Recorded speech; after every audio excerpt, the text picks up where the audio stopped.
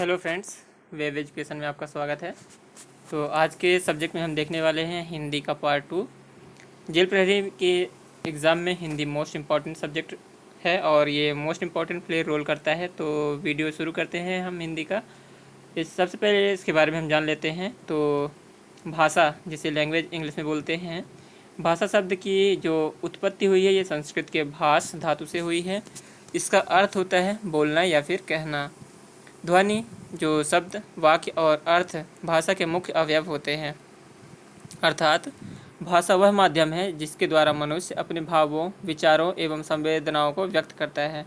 तो यहाँ से एक क्वेश्चन बनता है कि भाषा क्या होती है। तो भाषा जो है भावों, विचारों तथा संवेदनाओं को व्यक्त करने का एक माध्यम होती है। ठीक है। ध्वनि भाषा की सबसे छोटी इकाई है। यहाँ से भी एक क्वेश्चन बनता है। तो भाषा की सबसे छोटी इकाई कौन सी है? ध्वनि है। इसे वर्ण भी कहते हैं। तो यहाँ से भी एक क्वेश्चन बनता है। वर्ण का अपना कोई अर्थ नहीं होता। वर्णों के मेल या फिर संयोग से जिस शाब्दिक अर्थ या फिर सार्थक वर्ण समूह या ध्वनि समूह की सृष्टि होती है। ठीक है। इसे क्या बोलते हैं? इसे शब्द कहते हैं। शब्द और अर्थ का घनिष्ठ संबंध होता है। तो यहाँ से ये भी एक क्वेश्चन बन जाता है। शब्द और अर्थ का घनिष्ठ संबंध होता है। शब्द अर्थ से पृथक होकर नहीं रह पाता है। तो शब्द जो होता है एक अर्थपूर्ण वाक्य होता है। अर्थपूर्ण वाक्य आप बोल सकते हैं। अर्थ के अभाव में कोई भी शब्द निरर्थक ध्वनियों का समूह मात्र रह जाता है। जो कामता प्रसाद गुरु थे, इनके अनुसार भाषा वह साधन है जिसके द्वारा मनुष्य अपने विचारों को दूसरों तक भलीभांति प्रकट कर सकता है, स्पष्ट रूप से समझा सकता है। तो ये किसके अनुसार था? कामता प्रसाद गुरु के अनुसार था। भाषा का वह रूप उच्चारण तथा लिपि के माध्यम से प्रेरित या प्रेषित होता है।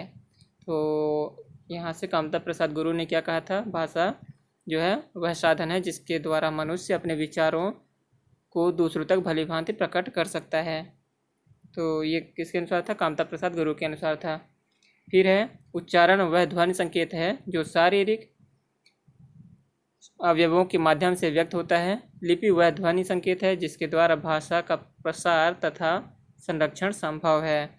तो लिपि क्या होती है? वह ध्वनि संकेत है। लिपि क्या है? ध्वनि संकेत है जिसके द्वारा भाषा का प्रसार तथा संरक्षण होता है।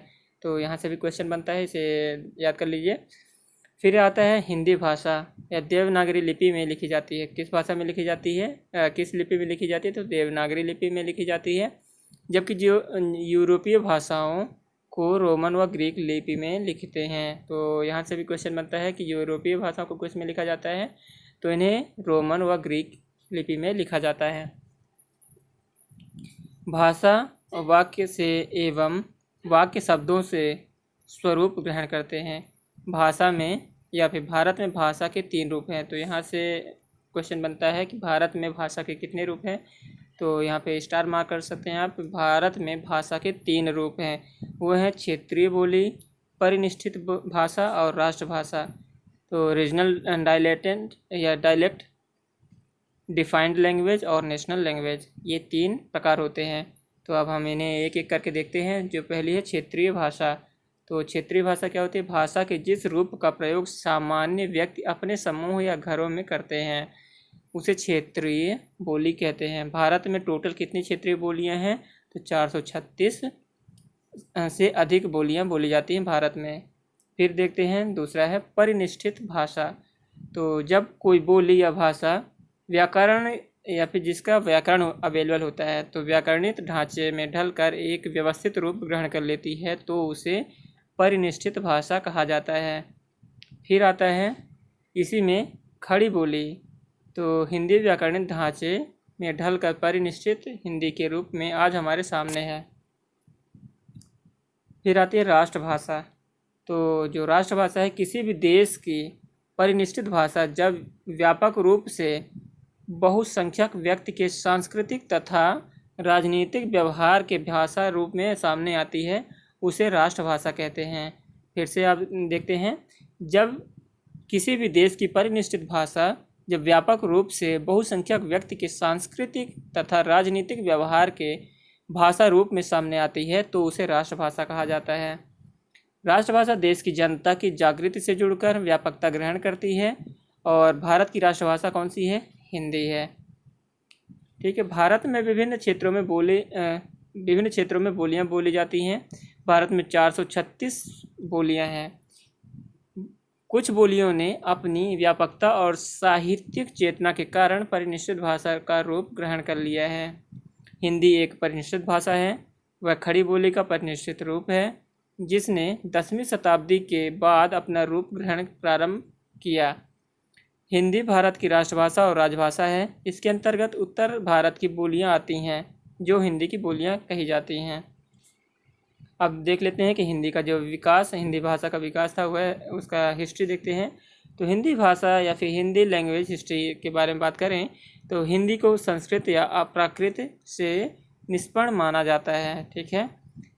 हिंदी की बोलियां संस्कृत के समानांतर लोक बोलियों में प्रचलित थीं जो समय पाकर भाषा के रूप में अस्तित्व ग्रहण करने में सफल रहीं। हिंदी का विकास आधुनिक आर्य भाषाओं के प्रभाव में हुआ। खड़ी बोली शौरसेनी अपभ्रंश से निष्पन्न हुई है। ठीक है। खड़ी बोली कहाँ से निष्पन्न हुई? तो ये शौरसेनी अपभ्रंश से उत्पन्न हुई। यह पश्चिमी उत्तर प्रदेश, दिल्ली, हरियाणा के बृहद क्षेत्रों में बोली जाती थी। ठीक है। मुसलमानों के शासन प्रारंभ करने के दौरान उन्हें एक ऐसी समग्र भारतीय भाषा की ज़रूरत महसूस हुई जिसमें वह स्थानीय किसानों, व्यापारियों तथा अधिकारियों से संबंध कायम कर सकें। खड़ी बोली जो होती है दिल्ली के आसपास, खड़ी बोली हिंदी जो है या फिर खड़ी बोली जो है दिल्ली के आसपास बोली जाने के कारण विकसित होने लगी।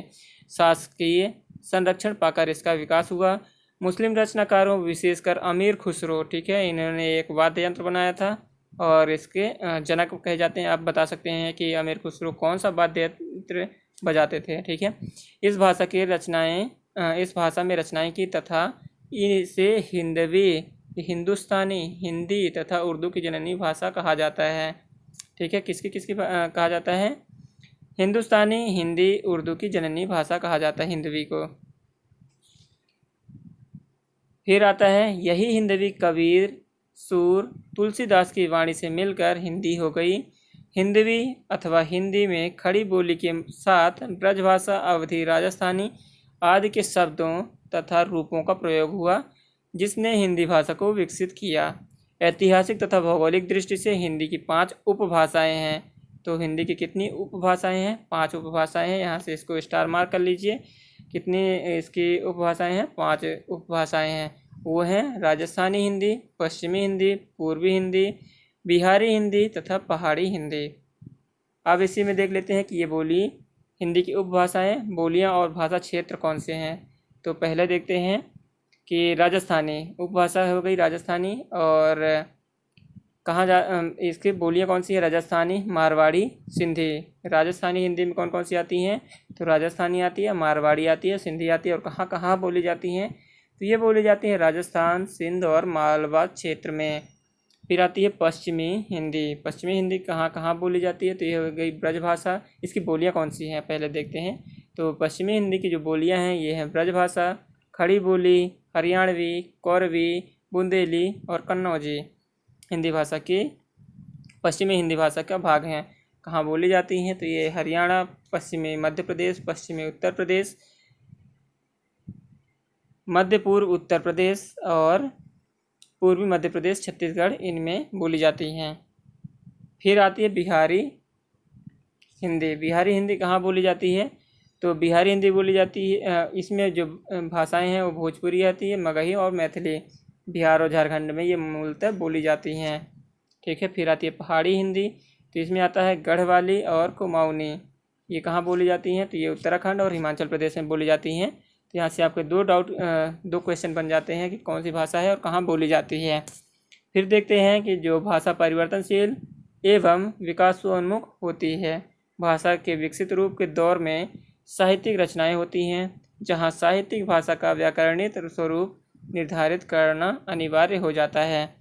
अब बात करते हैं कि व्हाट इज़ ग्रामर, मतलब व्याकरण क्या है। तो व्याकरण क्या होता है? व्याकरण वह प्रवृत्ति है जिसके द्वारा भाषा का विशेषण तथा उसके मानक रूप को स्थिर किया जाता है। किसी भाषा के बोलने तथा लिखने के नियमों की व्यवस्थित पद्धति व्याकरण कहलाती है। ठीक है, बोलने तथा लिखने की ये जो नियमित पद्धति होती है उसे हम बोलते हैं व्याकरण। व्याकरण द्वारा शब्दों को के रूपों तथा प्रयोगों को निरूपित किया जाता है। यह भाषा का शुद्ध लिखने, उच्चारण करने तथा समझने का ज्ञान भी प्रदान करती है। तो यहाँ से आपका डाउट क्लियर हो गया होगा। व्हाट इज व्याकरण? हिंदी व्याकरण संस्कृत व्याकरण पर आधारित है, लेकिन इसे स्वतंत्र मानना अधिक समीचीन है क्योंकि इसकी विशेषताएं संस्कृत से अत्यधिक पृथक होने की प्रवृत्ति सामने लाती हैं। फिर आते हैं कामता प्रसाद गुरु के अनुसार। ठीक है, तो कामता प्रसाद गुरु और किशोरी दास वाजपेयी ने सबसे पहले हिंदी व्याकरण को लिख हिंदी भाषा को स्थिर तथा परिष्कृत करने का प्रयास किया। तो सबसे पहले किसने लिखा था? कामता प्रसाद गुरु तथा किशोरी दास वाजपेयी ने। हिंदी व्याकरण में 3 तत्वों के आधार पर अध्ययन की प्रक्रिया को स्वरूप प्रदान किया जाता है, और ये कौन कौन से हैं? ये हैं वर्ण विचार, ध्वनि विचार तथा वाक्य विचार। फिर आता है इससे रिलेटेड क्वेश्चन को हम देखेंगे। पहला क्वेश्चन है शब्द किसे कहते हैं? वर्ड क्या होता है? ठीक है, तो वर्ड होता है एक या एक से अधिक सार्थक वर्ण समूह को कहते हैं शब्द। ठीक है, दूसरा क्वेश्चन है संविधान के किस अनुच्छेद में हिंदी को राजभाषा माना गया है? तो संविधान का वह कौन सा अनुच्छेद है? ये है 343, अनुच्छेद 343 या फिर 343 में हिंदी को राजभाषा माना गया है। फिर आता है क्वेश्चन नंबर 3 है भाषा के प्रमुख अवयव कौन सा है? तो भाषा का प्रमुख अवयव कौन सा होता है? तो ये होता है पहले वर्ण, फिर शब्द, फिर पद, फिर वाक्य। वर्ण, शब्द, पद और वाक्य। ठीक है, फिर आता है चौथा नंबर क्वेश्चन में भाषा का निर्माण होता है। तो भाषा का निर्माण होता है किससे? व्यक्त ध्वनियों से। व्यक्त ध्वनियों से भाषा का निर्माण होता है। फिर आता है क्वेश्चन नंबर 5 भाषा की सार्थक लघुत्तम इकाई क्या है? तो भाषा की जो सार्थक लघुत्तम इकाई है वह होती है ध्वनि। आपको याद कर लेना ये क्वेश्चन। जो भाषा की सार्थक लघुत्तम इकाई होती है या फिर सबसे छोटी इकाई है वह होती है ध्वनि। फिर क्वेश्चन नंबर है 6वां, यह है अशोक के शिलालेख ब्राह्मी लिपि तथा किस भाषा में उत्कीर्ण है? तो अशोक की जो शिलालेख है ये ब्राह्मी लिपि और कौन सी लैंग्वेज है? इसके अलावा पहले तो ये हो गई ब्राह्मी लिपि और दूसरी कौन सी है? तो वो है प्राकृत भाषा। पाली तथा प्राकृत भाषा में उल्लिखित हैं। फिर आता है अमीर खुसरो ने हिंदी के लिए क्या प्रयुक्त किया था? तो हिंदी के लिए इसने हिंदवी यूज किया था। हिंदी उर्दू इसी से निकलती हैं। ये पूर्वी हिंदी का संबंध किसे माना जाता है? तो पूर्वी हिंदी का जो संबंध किससे मानते हैं? ये है अर्धमागधी अपभ्रंश से। अर्धमागधी अपभ्रंश से। फिर हिंदी की कितनी बोलियां हैं? तो हिंदी की टोटल 18 बोलियां हैं। हिंदी की टोटल कितनी बोलियां हैं? ये है 18 बोलियां हैं। आपको ये याद कर लेना है। मोस्ट इम्पोर्टेंट है। Most important. क्वेश्चन नंबर 10 है राजकीय कार्यों में प्रयुक्त होने वाली भाषा कहलाती है। तो राजकीय कार्यों में प्रयुक्त होने वाली भाषा कहलाती है राजभाषा। राजभाषा। ठीक है, फिर क्वेश्चन नंबर 11 है हिंदी की उपभाषाएं कितनी हैं? तो हिंदी की टोटल 5 उपभाषाएं हैं। आपको याद कर लेना है। ये भी मोस्ट इम्पॉर्टेंट क्वेश्चन है। हिंदी की कितनी उपभाषाएं हैं? तो ये टोटल 8 उपभाषाएं, माफ कीजिए 5 उपभाषाएं हैं हिंदी की। फिर क्वेश्चन नंबर 12 है हिंदी अपनी किस बोली का मानक रूप है? तो हिंदी जो है ये किस बोली का मानक रूप है? तो ये है खड़ी बोली का मानक रूप है हिंदी। क्वेश्चन नंबर है आप हमारा 13 भारत में भाषाओं का साहित्यिक विकास क्रम माना जाता है। तो भाषाओं का जो विकास हुआ साहित्यिक विकास क्रम क्या है? तो सबसे पहले संस्कृत आई, फिर पाली आई, फिर प्राकृत आई, फिर अपभ्रंश आई। तो ऑप्शन नंबर ए करेक्ट हो जाएगा। फिर किसने कहा था कि शब्द की ज्योति न जली होती तो विश्व अंधकारमय होता? तो शब्द की ज्योति अगर न जली होती तो विश्व अंधकारमय होता। यह कथन है महर्षि दंडी का। महर्षि दंडी। ये मोस्ट इम्पॉर्टेंट क्वेश्चन है। आप याद कर लीजिए इस क्वेश्चन को भी। फिर क्वेश्चन नंबर 15 है पाणिनि की रचना का नाम क्या है? तो महर्षि पाणिनि की रचना का नाम है अष्टाध्यायी। महर्षि पाणिनि ने लिखी थी अष्टाध्यायी। फिर क्वेश्चन नंबर 16 है। क्वेश्चन नंबर 16 है, व्याकरण से किसके अस्तित्व की जानकारी नहीं मिलती है? तो व्याकरण से किसके अस्तित्व की जानकारी नहीं मिलती है? वो है लिपि। लिपि के अस्तित्व की जानकारी व्याकरण से नहीं मिलती है। तो अगला प्रश्न देखते हैं। अगला प्रश्न है क्वेश्चन नंबर 17, हिंदी भाषा की लिपि क्या है? तो हिंदी भाषा की जो लिपि है वो है देवनागरी। ये क्वेश्चन मोस्ट इम्पॉर्टेंट है और बहुत सारे एग्जाम में रिपीट हुआ, भर भर के पूछा है इस क्वेश्चन को, तो आप इस क्वेश्चन को याद कर लीजिए। क्वेश्चन नंबर 18 देखते हैं, हिंदी को मानक रूप प्रदान करने का सर्वप्रथम प्रयास किसने किया? तो हिंदी को मानक रूप प्रदान करने का जो प्रथम प्रयास किया गया था, ये किया गया था किशोरी दास वाजपेयी के द्वारा। फिर क्वेश्चन नंबर 19 है, स्वामी दयानंद सरस्वती ने किसकी रचना हिंदी भाषा में की थी? तो स्वामी दयानंद सरस्वती ने सत्यार्थ प्रकाश की रचना की थी हिंदी में, सत्यार्थ प्रकाश। आपको याद कर लेना है इस क्वेश्चन को भी।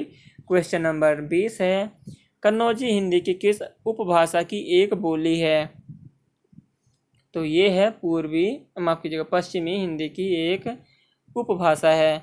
क्वेश्चन नंबर 21 है, कौन बिहारी हिंदी को बोली है? ठीक है, कौन सी इसमें से बिहारी हिंदी की बोली है? तो ये कौन सी हो जाएगी? मगही। ठीक है। क्वेश्चन नंबर 22 है, भाषा का आरंभ होता है। तो भाषा का आरंभ किससे होता है? ये होता है ध्वनि से। फिर क्वेश्चन नंबर 23 देखते हैं, कौन पूर्वी हिंदी की बोली नहीं है? तो आपको यहाँ पे नोट करना है, यहाँ पे नहीं पूछ रहा है। ठीक है, तो पूर्वी हिंदी की इनमें से पूर्वी हिंदी की बोली इनमें से कौन सी नहीं है? तो ये है ब्रजभाषा, क्योंकि ये पश्चिमी की है। फिर क्वेश्चन नंबर 25 है, कौन सी एक भाषा है? ठीक है, तो भाषा इनमें से कौन सी हो जाएगी? तो ये हो जाएगा पाली। पाली एक भाषा है। क्वेश्चन नंबर 25 है, किसने मैथिली में भी रचनाएं की? तो मैथिली में रचनाएं किसने की थी? आपको ये याद करना है, याद कर लेना है इस क्वेश्चन को। ये थे विद्यापति। विद्यापति ने मैथिली में भी रचनाएं की थी। क्वेश्चन नंबर 26 है, कौन सा प्रांत हिंदी क्षेत्र के अंतर्गत नहीं आता है? तो हिंदी क्षेत्र के अंतर्गत कौन सा पार्ट है जो नहीं आता है? वो है गुजरात। गुजरात हिंदी के क्षेत्र के अंतर्गत नहीं आता है। क्वेश्चन नंबर 27 है, हिंदी दिवस किस दिन मनाया जाता है? मोस्ट इम्पॉर्टेंट क्वेश्चन है। जो हिंदी दिवस है ये 14 सितंबर को मनाया जाता है। अब आप मुझे कमेंट बॉक्स में कमेंट करके बताइए कि 2020 की जो माफ़ कीजिएगा 2019 की जो थीम थी हिंदी दिवस की, 2019 की थीम क्या थी? क्वेश्चन नंबर 28 है, बिहारी हिंदी के अंतर्गत कौन सी बोली नहीं आती है? तो बिहारी हिंदी के अंतर्गत जो बोली है अवधी, ये नहीं आती है। क्वेश्चन नंबर 29 है, किस राज्य की राजकीय भाषा हिंदी नहीं है? तो हिंदी नहीं है राज्य की राजभाषा, ये पंजाब है। पंजाब की राज्य की राजभाषा हिंदी नहीं है। क्वेश्चन नंबर 30 है, किस देश में हिंदी बोली तथा लिखी जाती है? तो हिंदी को बोला और लिखा किस देश में जाता है? ये है मॉरिशस। मॉरिशस में भी हिंदी को बोला तथा लिखा जाता है। क्वेश्चन नंबर 31 है, मेवाती हिंदी किस उपभाषा वर्ग से संबंधित है? मेवाती हिंदी किस उपभाषा वर्ग से संबंधित है? तो यह है राजस्थानी। क्वेश्चन नंबर 32 है, कौन सी बोली हिंदी की उपभाषा पहाड़ी की नहीं है? ठीक है, तो पहाड़ी की इनमें से कौन सी नहीं है? कोंकणी। कोंकणी जो है ये पहाड़ी की नहीं है। अब देखते हैं क्वेश्चन नंबर 33, कौन सा कथन सत्य है? ठीक है, तो हिंदी भारत की राष्ट्रभाषा तथा राजभाषा दोनों है, यही सही है, option number A. Question number 34 है, भाषा संस्कृत की किस धातु से निष्कर्षण हुआ है इसका? तो ये भाष धातु से हुआ था, हमने आपको बताया था पहले ही। कौन सा शब्द फारसी का नहीं है? तो ठीक है, तो आपने ये भी सुना होगा, हाथ कंकन को वारसी क्या और पढ़ी लिखी को फारसी क्या। ठीक है, तो ये कौन सा है? संस्कृत। क्वेश्चन नंबर 36 है, किस आधुनिक आर्य भाषा या किसी आधुनिक आर्य भाषा नहीं माना जाता है? तो ये अपभ्रंश को आधुनिक आर्य भाषा नहीं माना जाता है। क्वेश्चन नंबर 37 है, प्राकृत भाषाओं में से अपभ्रंश के परिनिश्चित रूप का विकास कहाँ हुआ? तो ये कहाँ हुआ था? मध्य भारत में हुआ था। मध्य भारत में मतलब मध्य प्रदेश वगैरह। अपभ्रंश के कितने भेद होते हैं? तो अपभ्रंश के कितने भेद होते हैं? ये होते हैं 3, आपको याद कर लेना है, मोस्ट इम्पॉर्टेंट है। क्वेश्चन नंबर 39 है, पाली को किस भाषा या कौन सी भाषा कहा जाता है? तो इसे बोलते हैं देश भाषा। पाली को देश भाषा बोलते हैं। क्वेश्चन नंबर 40 है, मगधी किस भाषा को कहा जाता है? तो मगधी किस भाषा को कहा जाता है? पाली भाषा को कहा जाता है। क्वेश्चन नंबर 41 है, आचार्य हेमचंद ने किसके व्याकरणों की रचना की थी? तो प्राकृत तथा अपभ्रंश की व्याकरणों की रचना की थी। क्वेश्चन नंबर 42 देखते हैं, कौन प्राकृत का भेद नहीं है? तो इनमें से कौन सा है जो प्राकृत का भेद नहीं है? यह है कौशली, प्राकृत का भेद नहीं है। फिर क्वेश्चन नंबर 43 है, व्याकरण दर्पण किसकी रचना है? तो व्याकरण दर्पण है शिव पूजन सहाय की रचना है। व्याकरण दर्पण शिव पूजन सहाय। हिंदी शब्द का प्रयोग सर्वप्रथम किस भाषा की रचना में हुआ था? तो हिंदी शब्द का प्रयोग सर्वप्रथम हुआ था फारसी भाषा की रचना में। क्वेश्चन नंबर 45 है, किसकी मातृभाषा हिंदी नहीं थी? तो ये थे मोरारजी देसाई की राजभाषा जो थी या मातृभाषा हिंदी नहीं थी। क्वेश्चन नंबर 46 है, कौन रचनाकार अवधि के क्षेत्र का नहीं था? तो अवधि क्षेत्र का कौन नहीं था? ये थे जैनेन्द्र, ये अवधि क्षेत्र के अंतर्गत नहीं आते थे। तुलसीदास की रचना रामचरितमानस किस बोली की साहित्यिक रचना है?